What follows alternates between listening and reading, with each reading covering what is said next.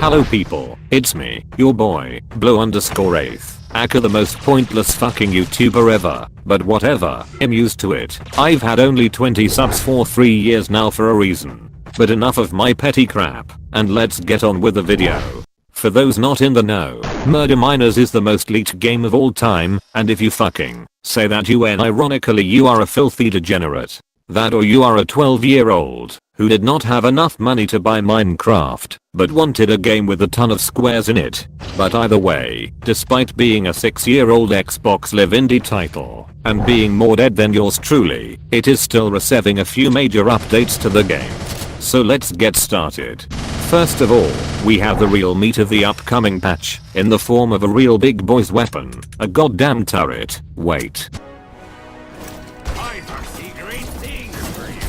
God damn it. This Torb turret looking ass is the latest addition to the game, and like every other fucking weapon that was added into the game, this thing feels dirty to use. TLDR, the turret is an old fire to the sword, just so the user can be double the cancer with just one weapon.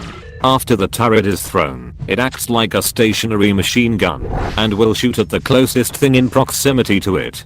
Its DPS is admittedly low, but at the same time, it's free damage you fuck. Not to mention, it gives the sword a ranged option, and a very staggering one at that.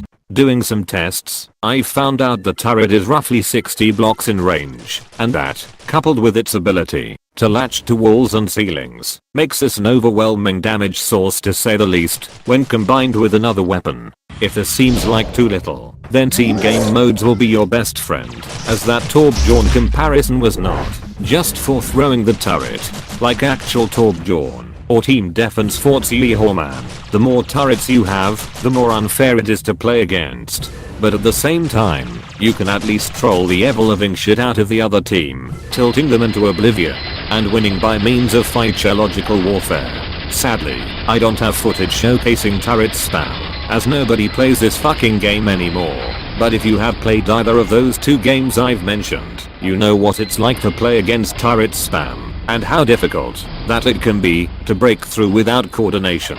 To be honest, the turret is not that awful of an addition to the game, compared to the other shit this game has added, such as insta-kills and mobility, the weapon, free mobility and infection game mode ruiner, and the most meta-slave weapon I think I've seen in any game ever. Even Meta Knight in Brawl is no comparison for this shit.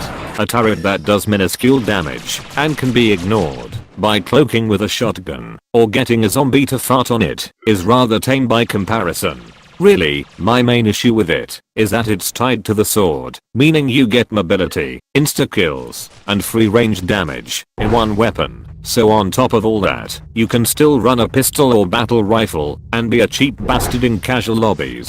It is worth noting though, this is just the beta client, and as a result, isn't final. So let's hope the 3 fucks at Jforce can balance this shit correctly. In other news, Murder Miners did receive a minor patch, adding a setting which forces the game to a set map rotation, the map's accompanying game mode, and a set player limit. Also known as, you can potentially find a proper game, and not 7 instances of my